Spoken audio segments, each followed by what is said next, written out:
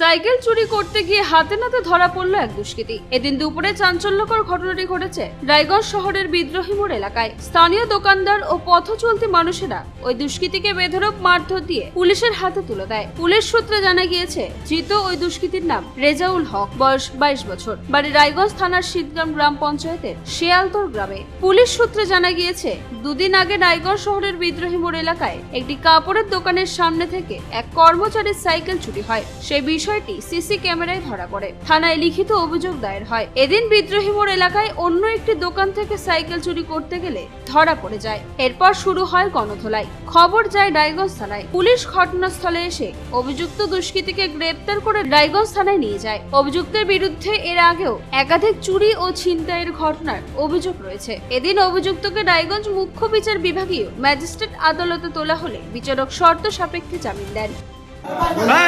বললাম বিক্রি করছিস ভাই,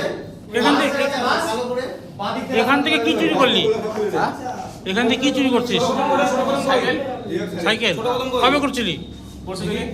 তারপরে আজকে কোথায় আসছিলি? তো কোথায় আসছিলি? এখানটায় না না আবার চুরি করতে আসছিলি? হ্যাঁ ঠিকই বলছো। যদি দেখে আর কি তালাবেলা খোলা থাকে।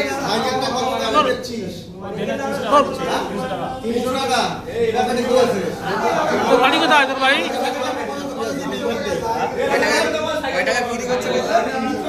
রায়গঞ্জ থেকে বিথি কাপালের রিপোর্ট, কুলিক নিউজ।